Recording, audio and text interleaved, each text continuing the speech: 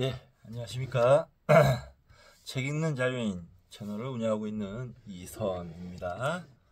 오늘은 2025년 6월 5일 두 번째 시간 오후 3시 9분입니다. 예, 저는 밥을 먹고 조금 쉬었다가 맹한이 있을랑 말랑 하는 순간에 맹한이 있어서 뭐하냐 공부하자 싶어가지고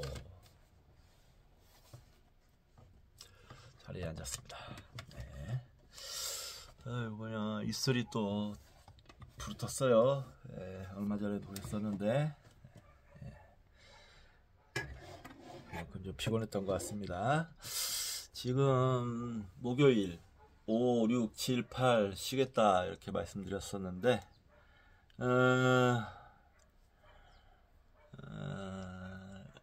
그 기분은 편하긴 한데 왠지 좀 조바심이 좀 나기도 하고 걱정도 되고 돈을 안 버니까요.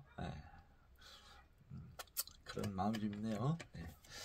하지만 그래도 쉴 때는 쉬겠습니다. 자, 이번 시간은 제3의 침팬지 미디어북을 하도록 하겠습니다. 제3의 침팬지 미디어북을 하고 오늘 저녁 때는 야구가 있을 거예요. 야구 중계를 보면서 필사도 하고 정견이 바람도 세워주고 그러다가 혹시 뭐 기분이 내키면 소주를 한잔 하든지 뭐 안 할 수도 있고요. 오늘 또 이번 시간도 마찬가지로 책 한 권 소개시켜드리고 시작하겠습니다. What is life? 생명이란 무엇인가?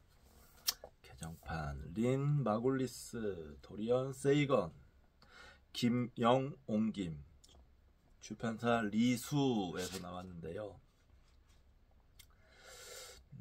제가 알기로 도리언 세이건은 칼 세이건의 딸이라고 알고 있어요.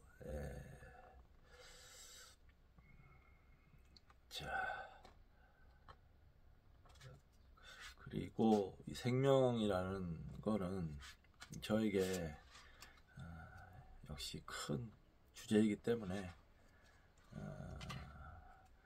샀습니다. 그리고 이 책은 평가도 아주 좋았고 읽어볼 만한 가치가 분명히 있어 보였습니다. 그래서 샀는데 조금은 어려워 보이기도 해요. 그래서 좀 바탕 지식을 쌓은 다음에 읽게 되지 않을까 라는 생각을 합니다. 새 책으로 샀어요. 책도 비쌉니다. 19,800원짜리 비쌉니다. 비싼 책을 과감히 또 투자해서 샀습니다. 자, 이번 시간 제3의 침팬지 335쪽 제14장 어쩌다가 정복자가 된 인간들 읽도록 하겠습니다. 전문입니다. 유럽인이 미국과 오스트레일리아를 정복할 수 있었던 것은 그들이 가진 양질의 유전자 때문이 아니라 발달된 기술과 문자에 의한 정보 축적과 정치 체제 때문이다. 그런 것들은 모두 대륙 간의 지리적 조건의 차이에서 발생된다. 24장은 총균세 내용의 축판 정도가 되지 않나 라는 생각이 좀 들 것 같더라고요. 보니까. 그래서 좀 빠른 속도로 읽어보도록 하겠습니다. 별다른 설명을 할 게 있으면 하겠지만 크게 없지 않을까. 총균사에서 읽었던 내용이니까 시작하겠습니다. 문명 발달 속도.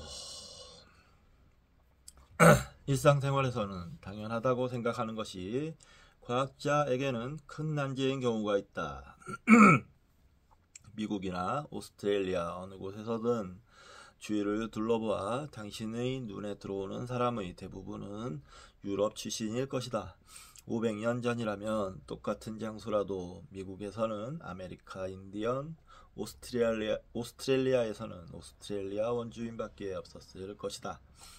인디언과 오스트레일리아 원주민이 유럽에서 토착민을 밀어내는 대신 유럽인들이 아메리카와 오스트레일리아에서 원주민을 밀어내게 된 이유는 무엇일까? 이 의문은 이렇게 다시 물을 수 있다. 고대의 기술적, 정치적 발전 속도는 왜 유럽에서 가장 빠르고 미국 가로 열고 그리고 사하라 사막 이남 아프리카 가로 닫고과 오스트레일리아에서는 가장 늦었을까? 미국이라기보다는 아메리카겠죠. 남북 아메리카. 예를 들면 1942년에는 유라시아 대륙의 인류 집단의 대부분이 철기를 사용하고 문자와 동경 기술을 가지고 있었으며 대양을 항해하는 선박을 소유한 대규모의 중앙 집권 국가를 구축했고 공업화가 진행되고 있었다. 아메리카 대륙의 나라들에도 농경은 있었으나 중앙 집권 국가는 극소수에 불과했고 대양을 항해하는 선박도 없어 기술적 정치적으로 유라시아에 2000년에서 3000년이나 뒤져 있었다. 예. 여기에서 좀 이 대목에서는 좀 눈길이 가는 것이 저는 뭐 농업, 뭐 기술 이런 것도 중요하지만 정치적인 발전 이것도 역시 긴 세월 동안 이렇게 구축되고 발전해 가는 것이지 이식을 통한 단순한 이식을 통해서 단순간에 확 이렇게 발전할 수 있는 건 아닌 것 같아요. 네. 지금 뭐 민주주의라는 제도가 전 세계적으로 이식되었지만 제대로 민주주의 하는 나라 별로 없지 않습니까? 거의 없지 않습니까? 막 쿠데타 일어나고 군정인 경우가 정말 많고 우리나라만 해도 지금 2024년에 쿠데타를 일으켰잖아요. 윤석열이가 민주주의를 파괴하려고. 그런 이유도 우리나라에 그러니까 민주주의가 라는 이런 제도가 길지 못한 짧은 그런 역사를 지녔기 때문에 일어난 현상일 수도 있겠다라는 생각도 듭니다.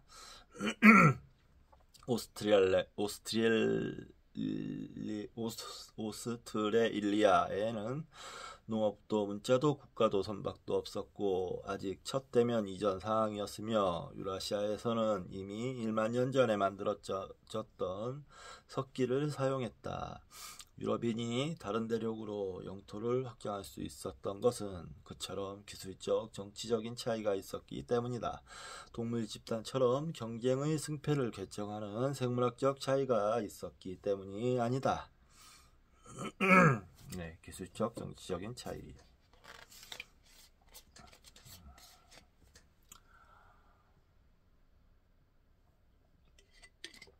생물학적 차이는 없었다. 글쎄요. 생물학적 차이가 없었다고 단정하기는 저는 좀 이를 수 있다. 이르지 않나. 그렇게 말할 수 없지 않나. 라는 생각이 있어요. 저는. 좀 더 이건 파고들어야 되는 문제다. 아직까지는. 그러니까 백인들의 생물학적인 어떤 유리함 이런 게 있었을 수도 있지 않았을까라고 생각해요. 19세기의 유럽인은 앞의 질문에 대해서 단순히 인종차별적인 대답을 했다. 그들이 문화적으로 앞섰던 것은 유전적으로 지능이 더 높았기 때문이며 그리하여 열등한 민족을 정복하고 몰아내고 살해하는 것은 유럽인의 명백한 운명이라고 결론지었던 것이다. 이 대답의 문제점은 그것이 아주 불쾌하고 오만할 뿐만 아니라 잘못된 것이라는 데 있다. 글쎄요. 저 좀 더 솔직하게 말씀드려볼까요?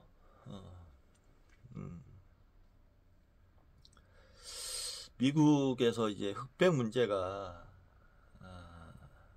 심각하죠. 흑인 백인 문제. 근데 저 흑인들의 행태를 보면 굉장히 좀 뭐랄까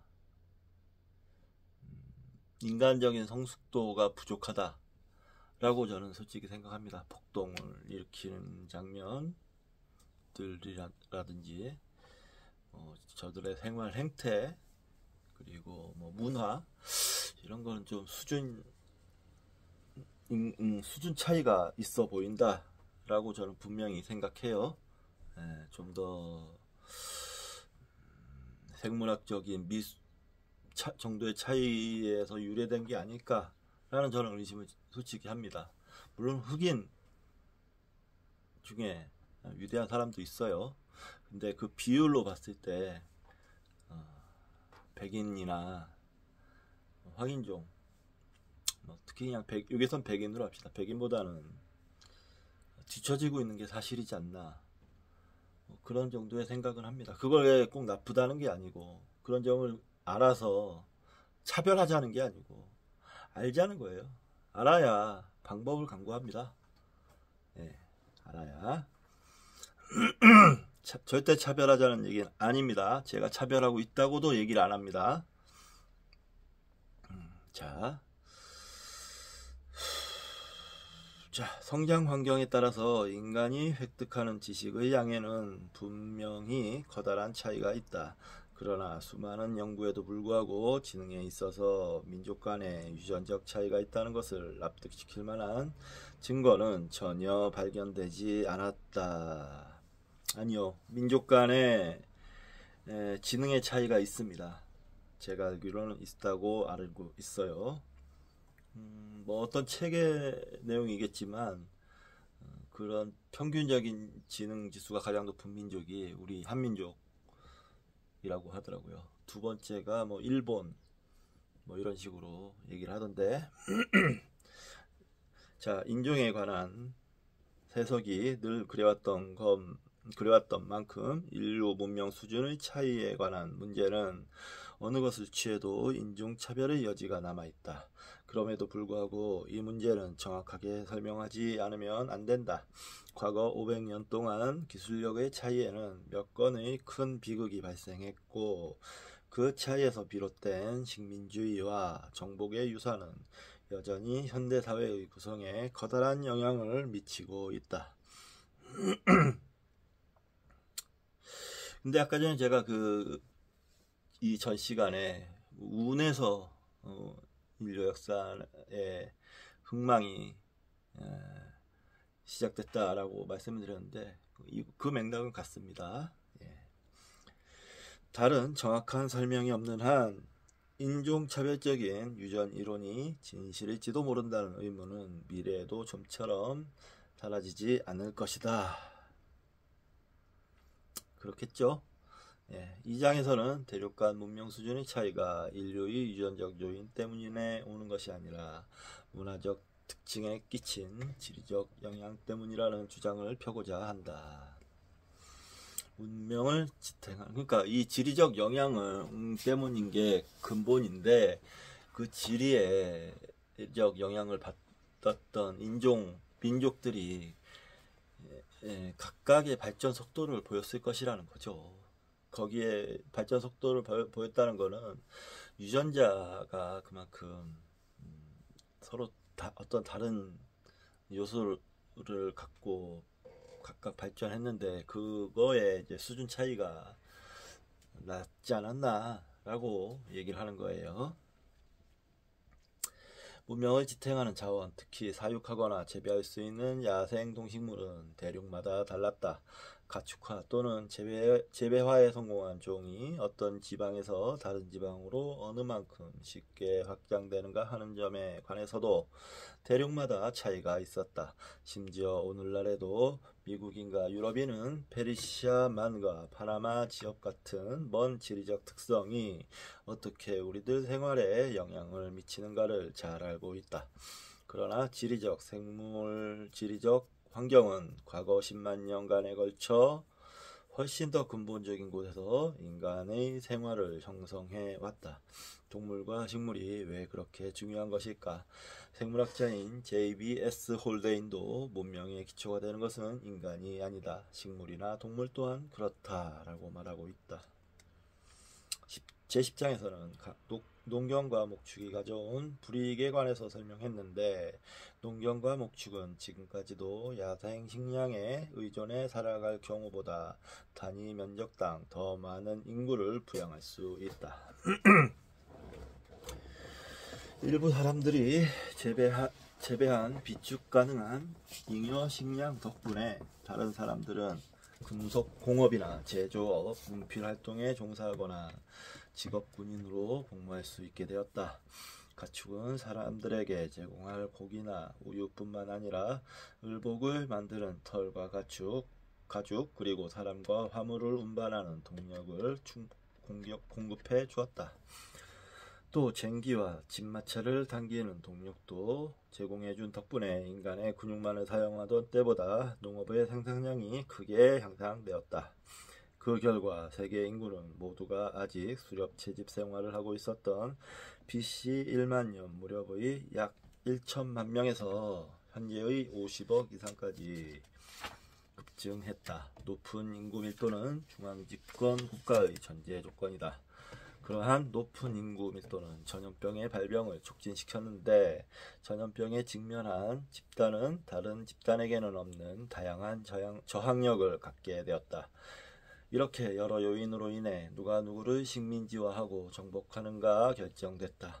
유럽인이 아메리카 대륙과 오스트레일리아를 정복할 수 있었던 것은 그들이 가진 양질의 유전자 때문이 아니라 그보다 나쁜 그들의 세균, 특히 천연두 세균과 더 발달된 기술, 그리고 병기와 선박 포함 문자에 의한 정보 축적과 정치 체제 때문이다. 그런 것들은 모두 대륙 간의 지리적 조건의 차이에서 발생된 것이었다.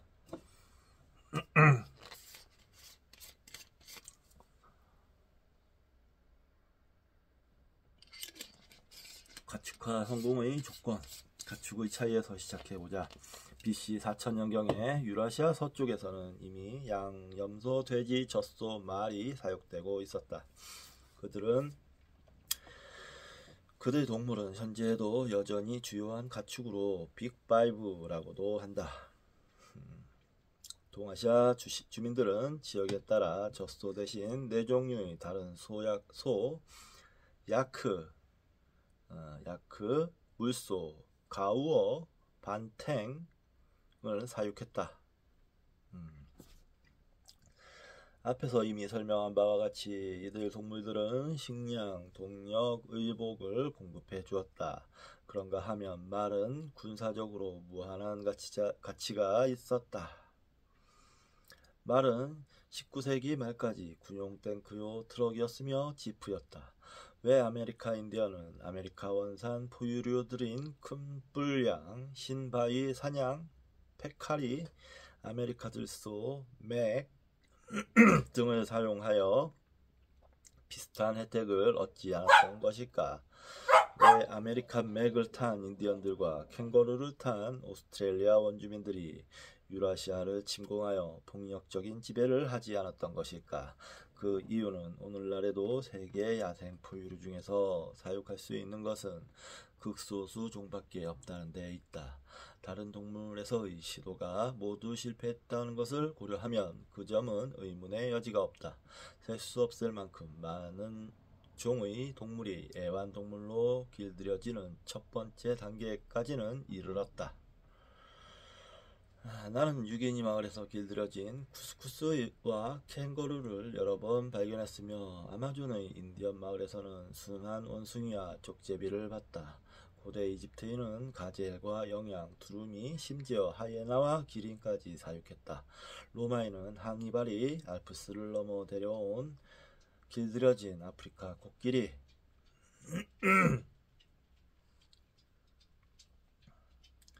를 보고 공포에 떨었다고 한다. 그러나 그들을 가축화하려고 했던 초기의 시도는 모두 실패했다.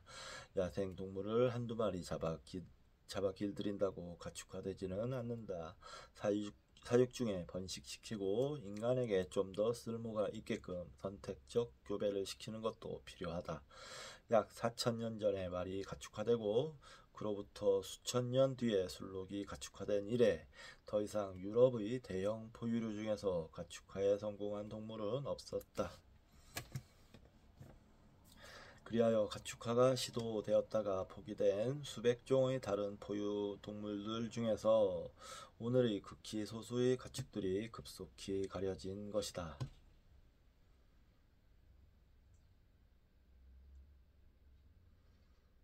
왜 대부분의 동물이 가축화되지 못했을까? 가축화에 성공하기 위해서는 야생동물에게 일정한 특징이 갖추어져야 한다.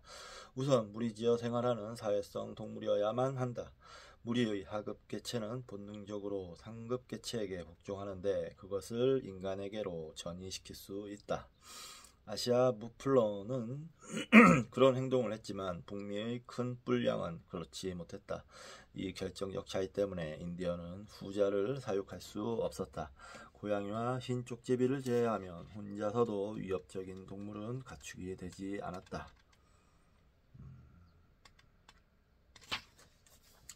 다음은 가재, 사슴, 영양처럼 위험한 신호를 보자마자 그냥 서 있지 못하고 껑충껑충 뛰는 동물들을 관리하기는 어렵다. 사슴을 사육하지 못한 것은 특히 놀랄만한 일이다. 사슴만큼 오랫동안 사람들과 가까이서 살아온 동물도 없기 때문이다.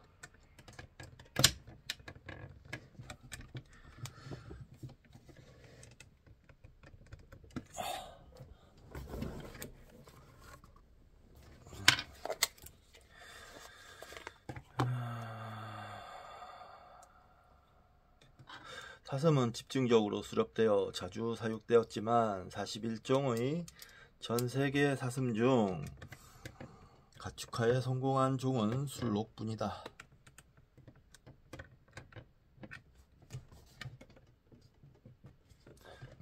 세력 다툼의 습성과 반사적으로 껑충껑충 뛰는 습관 또는 그 두 가지 모두가 원인이 되어 그 외의 40종의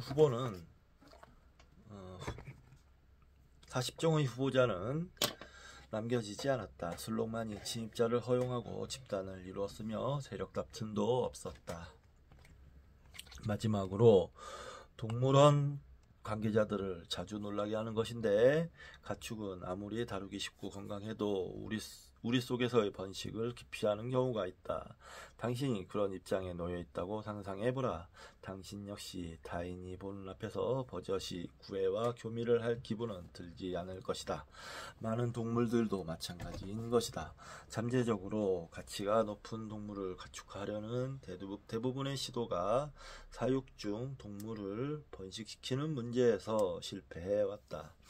예를 들면 세계에서 가장 품질 좋은 털은 안데스 원산의 소형 낙타 비쿠냐에서 얻는다. 그 털을 얻기 위해서는 야생 비쿠냐를 잡을 수밖에 없는 것이다. 그러나 인카인과 오늘날 목장주는 그것을 가축으로 사용할 수 없었다. 고대 아시리아 왕에서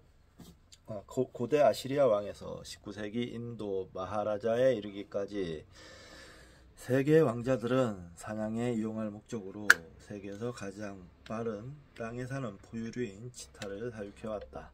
그러나 왕자들의 치타는 모두 야생에서 붙잡은 것이었고 1960년까지는 심지어 동물원에서조차 그 번식에 실패했다. 그러한 이유에서 생각해보면 왜 유라시아인이 빅5의 가축화에는 성공했으며 그와 유사한 다른 종에서는 실패했는지, 또 아메리카 인디언은 왜 아메리카 들소, 페카리, 아메리카 맥, 산지의 야생 양이나 염소를 사육하지 않았는지를 이해할 수 있을 것이다. 사소한 차이에서 어떤 동물은 특별한 영예를 얻고 어떤 다른 동물은 쓸모없는 것으로 남는다는 점에서 말이 갖는 군사적인 가치는 특히 흥미를 끈다.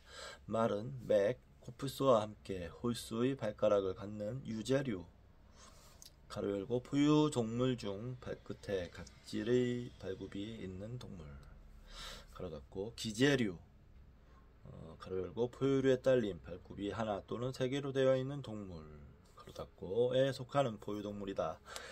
현재 살고 있는 기제목 17종, 17종 중에서 모두 4종인 맥, 8종인 코뿔소, 8종 중 5종의 말은 전혀 가축화되지 않았다.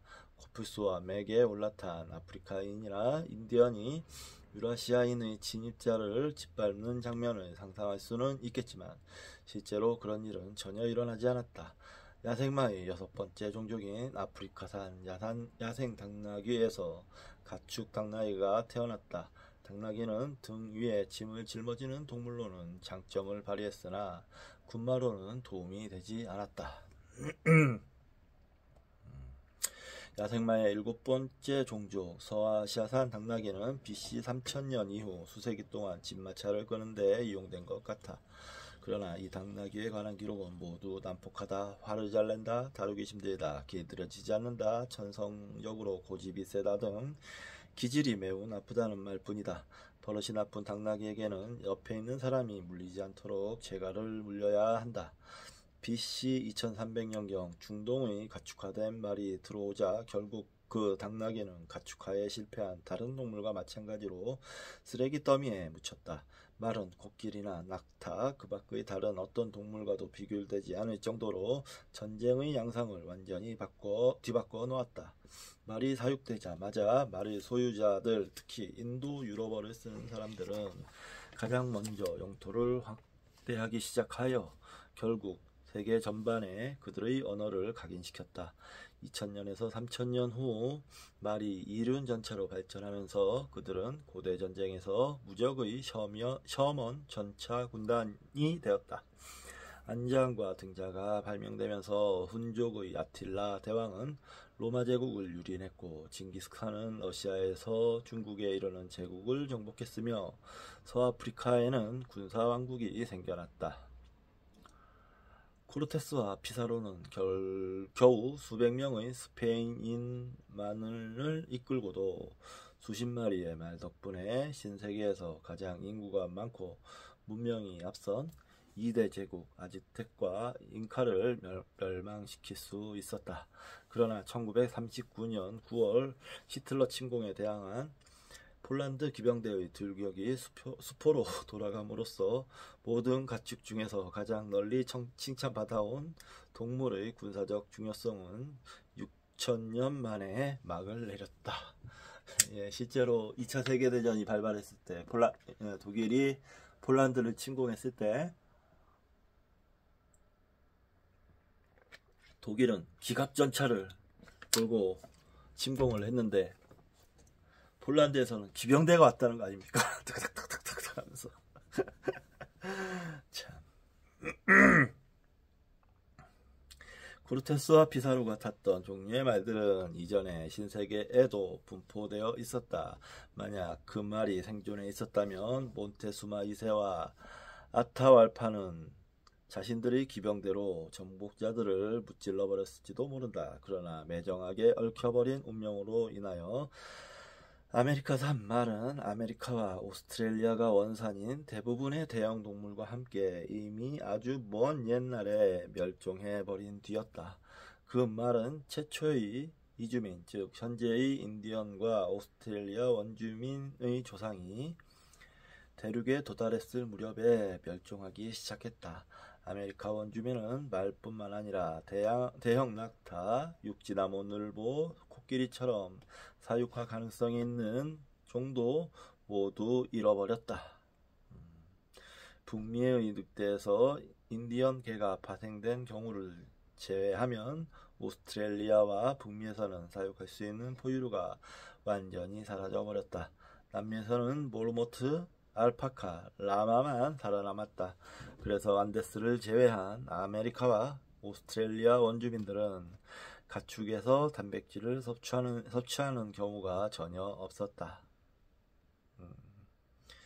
9세기에 비하면 안데스에서도 가축의 공원은 극히 미약해서 쟁기와 진마차와 이륜 전차를 끌거나 우유를 공급하고 사람을 태울 수 있는 아메리카나 오스트레일리아가 원산지인 포유류는 없었다. 신세계의 문명이 인류의 근육만으로 느릿느릿 나아간 데 비해 구세계의 문명은 동물의 근육과 북력과 수력을 이용하여 질주했다고 할 수 있다.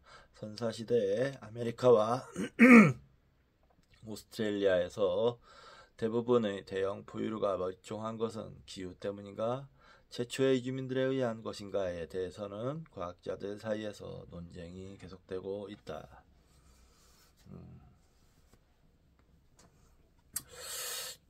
아마 또 이게 총균세에서는 인간들이 전부 멸종할 때까지 포획했다고 그렇게 얘기를 하는 것 같았어요. 어떤 경우든 그로부터 1만 년 이상이 지난 후 그들의 자손이 대부분의 대형 포유류가 보존되어 있던 유라시아와 아프리카 대륙에서 온 사람들에게 정복당할 수밖에 없었던 것은 그러한 대형 포유류의 멸종 탓이었음이 틀림없다. 그러니까 이 최초의 그 선조들이 남북 아메리카에 도착하고 큰 동물들을 그냥 마구잡이로 잡아가지고 먹어버리는 바람에 멸종할 때까지 결국엔 그 후과가 후손들에게 전달된 거죠. 근데 뭐 꼭 그런 글쎄요, 그런 대형 포유류들을 잘 가축화 시켰다면 문명이 또 얼만큼 발전했을지 모르니까요. 후과라고 할 수 있겠죠. 모르겠습니다. 그래도 압도적인 끼긴 했을 거예요. 저쪽 구대류 유럽 쪽의 백인들이. 야생 부리와 돼지 옥수수, 식물에 관해서도 비슷한 주장을 할 수 있다. 동물의 가축화가 그랬듯이 식물 가운데서도 재배에 적합한 것은 소수에 지나지 않았다.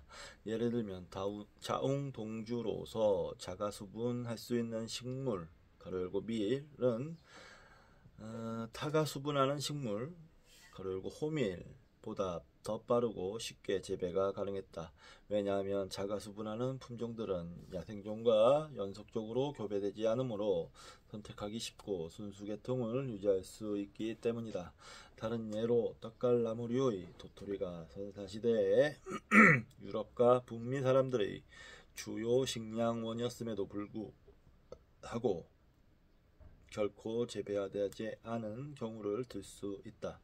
아마 다람쥐 쪽이 인간보다 훨씬 능숙하게 도토리를 선택해서 재배해 왔기 때문일 것이다.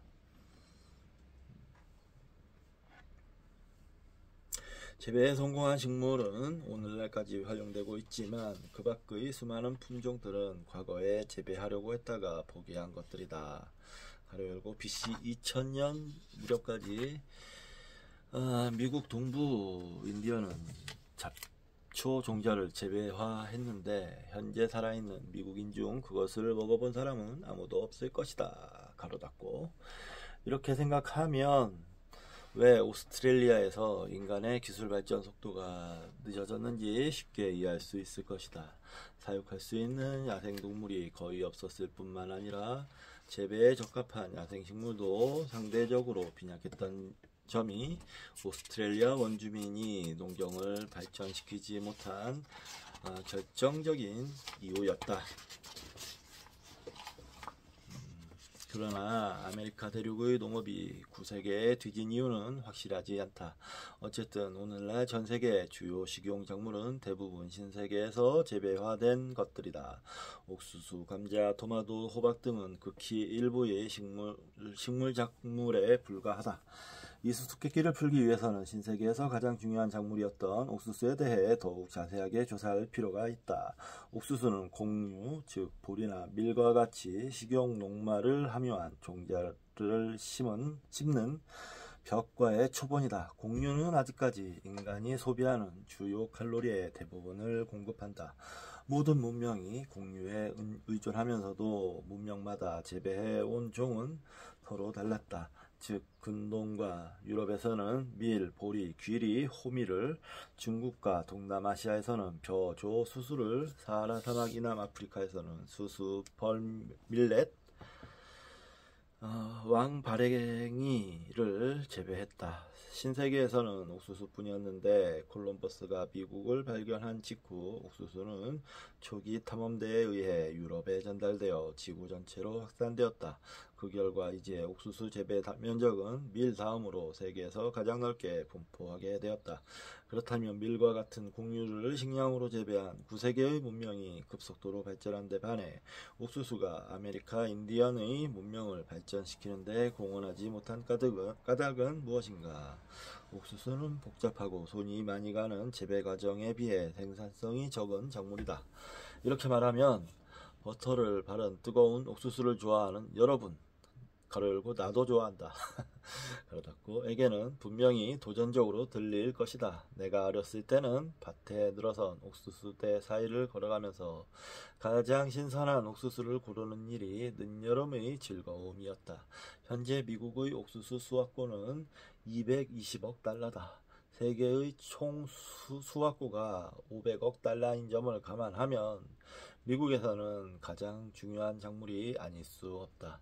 내 말을 못 믿겠다면 옥수수와 다른 곡류의 차이에 관해 들어보라. 네. 옥수수 저도 좋아합니다. 그 캔에 그 콘 뭐라 그러죠?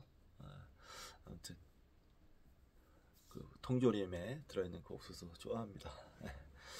9세기에는 쉽게 재배할 수 있는 야생벼와 식물이 10종류 이상 있었다. 근동의 심한 기후변화 속에서 자란 큰 나달이 같이 있다는 것은 초기 농민도 곧 알 수 있었다. 가래를 사용해 대량 수확이 가능해졌고 가루빻기나 조리 준비 그리고 씨 뿌리기도 간단했다. 그것 외에도 의외의 이점인 위스콘신 대학의 생물학자 슈 일티스가 최초로 지적한 것으로 중동의 들쥐가 이미 27kg의 야생 나달을 저장하고 있기 때문에 비축 방법을 스스로 결정할 필요가 없다고 한 점이다. 이게 무슨 뜻인지 모르겠네요. 중동의 들쥐가 이미 모르겠어요. 네. 9세기의 곡물은 야생 상태에서도 이미 생산성이 높았다. 중동의 구릉 사면에 자생하는 야생 밀밭에서는 지금도 1헥타르당 780kg의 곡물을 수확할 수 있다. 한 가족이 1년 동안 먹을 수 있는 양이 불과 2주에서 3주 사이에 수확이 가능한 것이다. 따라서 밀과 보리가 재배되기 이전에 이미 팔레스타인에는 가래, 절구, 절구통, 저장굴 등을 발명했던 정착 촌락이 있었고 사람들은 야생 곡류를 먹으며 살았다. 밀과 보리의 재배는 의도적인 작업은 아니었다. 수백 명의 수렵 채집민이 어느 날 대형 수렵 동물의 멸종을 한탄하며 어떤 밀 식물이 가장 좋고 어떤 종자로 모종을 낼 것인가에 대해 토의한 다음에부터 농사를 지은 것은 아니다. 우리가 식물의 재배화, 그리고 농경에 의한 야생식물의 변화라고 부르는 과정은 사람들이 어느 야생식물을 더 좋아하고 그들이 좋아하는 식물의 종자가 자주 널리 퍼졌는가 하는 비의도적인 행위의 부산물이다. 야생 곡류 중에서 큰 종자의 열매, 탈곡이 간단한 종 등 사람들이 선호하는 것을 자연스럽게 심고 수확한 것이다. 그와 같은 무의적이며 인위적인 선택이 유리하게 작용하여 인간이 야생종이 아닌 재배종이라 부르는 보리나 벼처럼 씨가 한 이삭을 이루어 연구는 알곡류 품종이 생기기까지는 몇 차례의 돌연변이밖에 필요하지 않았다. 고대 근동 촌락을 고고학적으로 발굴하면서 획득한 밀과 보리의 유전으로부터 그러한 변화가 BC 8000년 무렵까지 서서히 일어났다는 점을 알 수 있다. 빵밀과 기타 품종의 재배와 의도적인 파종은 곧 시작되었다. 그 유적지에서 발견된 야생 식물의 유적은 점점 줄어들고 있다. BC 6000년까지 작물 경작은 목축과 동일시되어 중동에서는 완전히 식량 생산 구조가 완성되었다.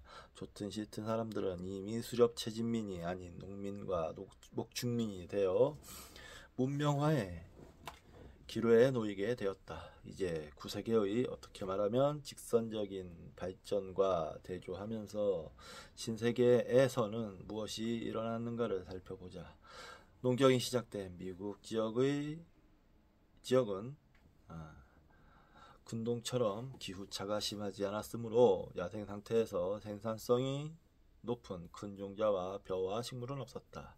북미와 멕시코 인디언은 종자가 작은 세 종류의 벼와 식물 가로열고 벼, 작은 보리, 야생수수 가로닫고 을 재배하기 시작했으나 나중에 재배된 옥수수와 유럽산 곡류가 도입되면서 쇠퇴했다. 한편 옥수수의 조상인 멕시코 야생 곡류는 큰 종자라는 이점은 있었지만 다른 점에서는 그리 전망이 밝지 않았는데 그것은 바로 1년 초인 돼지 옥수수다.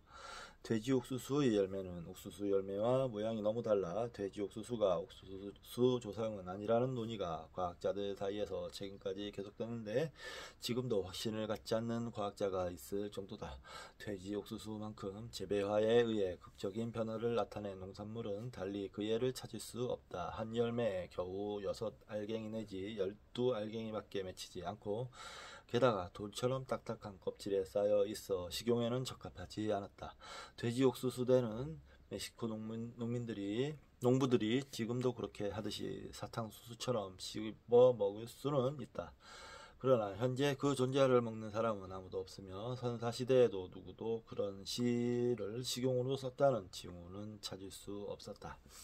슈 일티스는 돼지 옥수수가 유용한 작물이 되는데 열쇠가 된 단계를 설정했다. 바로 영구적인 성전환이다. 돼지 옥수수의 옆가지 끝에는 숫꽃의 수염이 붙어있고 옥수수의 앞줄기 끝은 암컷성기관, 즉 종자가 붙은 열매다. 이것은 극적인 차이 같지만 실제로는 균류나 바이러스 또는 기후변화 때문에 생긴 것으로 추정되는 호르몬에 의해서 제어된 변화에 불과하다. 일단 수염이 꽃에 암술로 성전환됐다면 바로 먹을 수 있는 곡류 알갱이가 열매에 맺었을 것이고 그것은 배가 고픈 수렵 채집민의 주의를 끌었을 것이다. 그리고 수염의 한가운데는 옥수수 속대의 원형이 되었을 것이다. 초기 멕시코 고고학 발굴지에서 작은 옥수수 열매의 유물을 발견했는데 그 길이는 겨우 4에서 5cm로 우리들이 먹는 베이비콘 정도의 조그마한 열매였다. 갑자기 성전환된 돼지 옥수수는 결국 재배화 단계에 들어갔다. 그러나 근동의 곡류와는 대조적으로 수천 년에 걸친 발전을 겪은 후에도 마을과 도시의 주민을 부양할 수 있을 정도로 알갱이가 많은 옥수수는 탄생되지 않았다. 마지막 산물도 인디언 농민이 관리한 것은 9세기 농민의 곡류보다 훨씬 어려웠다. 옥수수의 열매는 가래를 사용해서 대량으로 수확하지 못하고 한 그루 한 그루 손으로 다루어야만 한다. 옥수수 속은 껍질을 벗겨서 잘 안 떨어지는 나달은 문지르거나 베어버려야 한다. 파종 역시 대량으로 뿌리지 말고 하나씩 묻어야 한다. 수확은 9세기의 곡물보다 영양적으로 더 빈약했다. 저단백질이고 영양면에서 중요한 아미노산이 적고 비타민의 니코틴산도 부족하여 가로 열고 펠라그라 병의 원인이 된다. 가로 닫고 이들 결핍을 어느 정도 보충하기 위해서는 알곡을 알칼리로 처리해야 한다. 요약하면 신세계의 주식 작물이 갖는 각 특징은 야생식물에서 그 잠재적인 가치를 발견하기 어렵고 재배화를 통해 그것을 발전시키는 것도 힘들며 또한 재배화 후에도 그것을 이끌어내기란 어렵다는 것이다. 신세계와 구세계가 문명화된 시간적 차이의 대부분은 한 식물이 갖는 그들의 특이성이 원인이 되었는지도 모른다.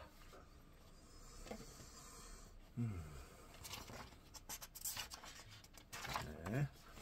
생물지리의 불운과 행운. 지금까지 한 지역에 가축화와 재배화에 적합한 야생 동식물종이 있는가에 대한 관점에서 자연의 지리가 생물의 지리에 미치는 영향을 말해봤다. 그러나 추가해야 할 중요한 지리적인 역할이 있다.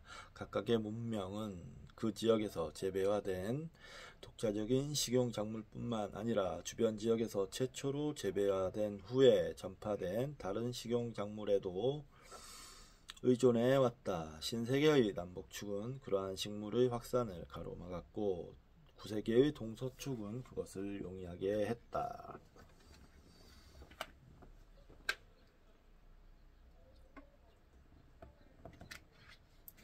오늘날 우리들은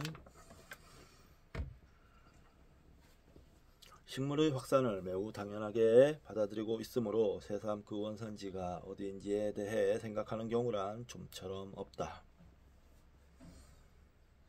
미국이나 유럽인의 전형적인 식사는 닭고기, 가로열고 동남아시아 원산의 옥수수, 가로열고 멕시코 원산 감자, 가로열고 남안데스 원산, 가로 닫고에 같이 가미된 후추, 인도 원산을 곁들이고 한 조각의 빵, 밀은 군동 원산과 버터, 추구 역시 군동 원산으로 하고 식후에 커피, 에티오피아 원산을 마실지도 모른다. 그러나 이처럼 가치 있는 동식물의 확산은 현대에 시작된 것이 아니라 수천 년 동안 생겨온 것이다. 동식물은 이미 적응해 온 기후대 속에서는 급속도로 쉽게 확산된다. 그 기후대 너머로 확산하기 위해서는 다른 기후 조건에 또 견딜 수 있는 새로운 품종으로 개량되어야 한다.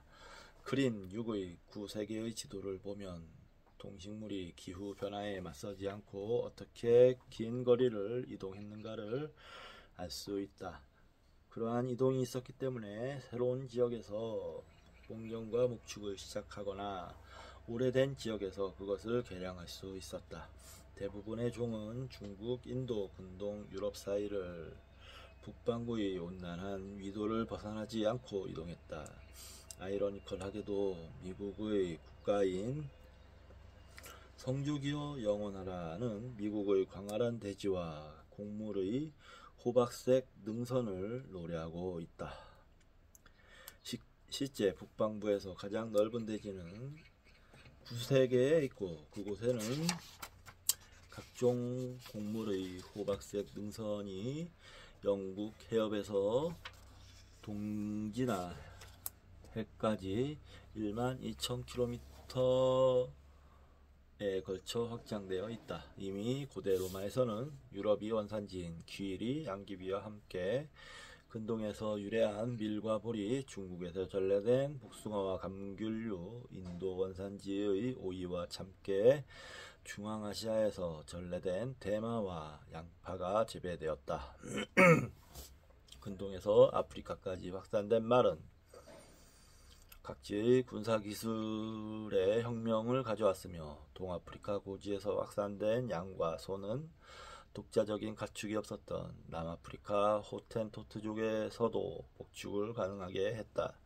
아프리카 수수와 목화는 BC 2000년경 무렵에 인도에 도달했고 열대 동남아시아산 바나나와 얌은 인도양을 넘어 열대 아프리카 농경을 풍족하게 했다. 그러나 신세계의 북미 지역과 안데스 및 남부 온대 지역 사이는 온대산 종이 생존할 수 없는 수천 마일의 열대에 의해서 분리되어 있다. 그 결과 안데스 산맥의 라마, 알파카, 몰모트는 선사시대에는 북미는커녕 멕시코에도 도달하지 못했고 이들 지역에는 계속 화물 운반, 털씨 생산, 식용에 유용한 가축, 옥수수로 사용된 식용계를 제외하면은 옥수수로 사용된 식용계, 식용에 유용한 가축은 없었다. 감자도 안데스 산맥에서 북미 멕시코까지는 확산되지 않았고 북미의 해바라기 역시 안데스에는 전파되지 않았다. 선사시대에 북미와 남미에서 확실히 공유했던 것으로 보이는 많은 작물도 실제로는 대륙간 품종 또는 심지어 종까지 달라 양 대륙에서 독립적으로 재배된 것으로 생각된다.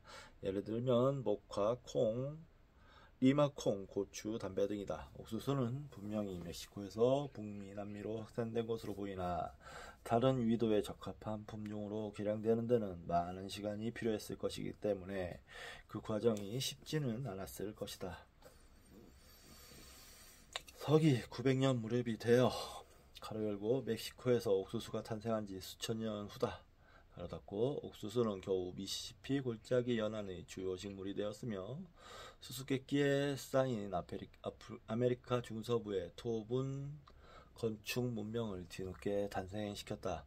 만약 신구 세계의 축이 각각 90도씩 회전했더라면 작물과 가축은 구세계에서는 좀 더 서서히, 신세계에서는 좀 더 급속하게 퍼졌을 것이고 그에 따라 문명이 발생한 속도도 달라졌을 것이다.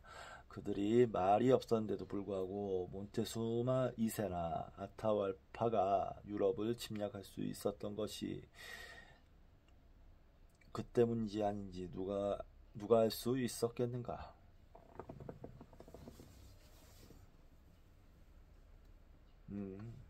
만약에 그랬다면 지리학의 복권, 지금까지 서술한 바와 같이 대륙간 문명 탄생 속도의 차이는 극소수의 천재가 원인이 되어 발생하는 것이 아니다. 그 차이는 한 집단의 구성원이 다른 집단의 구성원보다 빨리 달릴 수 있으며 소화율도 좋다고 하는 동물 집단 간의 경쟁 결과를 결정하는 생물학적 차이로 인한 것도 아니다. 독창성 면에서 모든 사람이 가진 평균값의 차이 때문도 아니다. 그런 차이 때문이라는 증거는 어디에도 없다. 그것은 바로 문화적 발전에 따른 생물 지리학적 영향에 따라서 결정되는 것이다. 만약 1만 2천년 전에 유럽과 오스트레일리아의 인간 집단이 교차되었다면 유럽에서 아메리카와 오스트레일리아를 마지막으로 침략한 것은 유럽으로 이주했던 오스트레일리아 원주민이었을 것이다.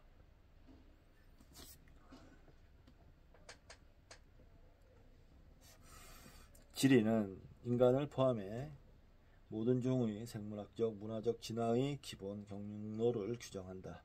지리가 현대 정치사를 결정하는 역할을 담당하고 있다는 것은 동식물의 가축화, 재배와 속도를 결정하는 역할보다 더 분명하다.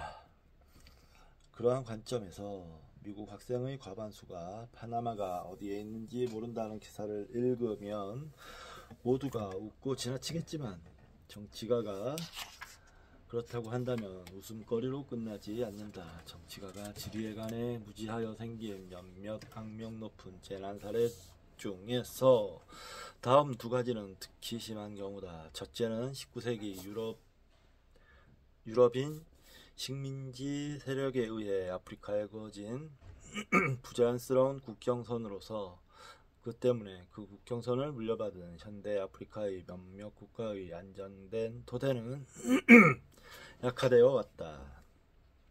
둘째는 그 지역에 대해서 무지한 정치가에 의해 1919년 베르사유 협정으로 그어진 동유럽 국경으로서 그것이 큰 원인이 되어 제2차 세계대전이 발발하게 되었다. 20에서 30년 전까지는 지리학이 학교나 대학 교양 과정의 필수 과목이었으나 점차로 많은 학사 과정에서 제외되기 시작했고 지리는 각 나라의 수도 이름만 암기하는 학문이라는 잘못된 견해가 만연했다. 그러나 짧은 기간에 잠깐 동안 배우는 20주간의 지리 수업으로는 미래 정치가들에게 지도가 우리의 삶에 현실적으로 어떤 영향력을 갖는지를 가르치는 데는 불충분하다. 지구에 채워진 팩시밀리와 위성 통신으로는 지역 간의 차이에서 비롯된 인간 사이의 이질감을 제거할 수 없다. 결국 우리가 어떤 인간이 되는가는 우리가 어디에 살고 있는가에 따라 규정된다. 다 읽었습니다. 14장 다 읽었습니다. 15장이 조금 어려우면서도 재밌는 장이 될 것 같아요.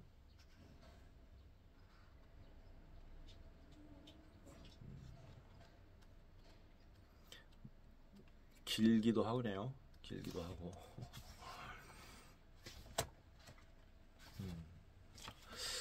제 15장 말 타는 말입니다. 히타이터 그리고 역사 이건데 이거는 다음 시간에 하도록 하겠습니다.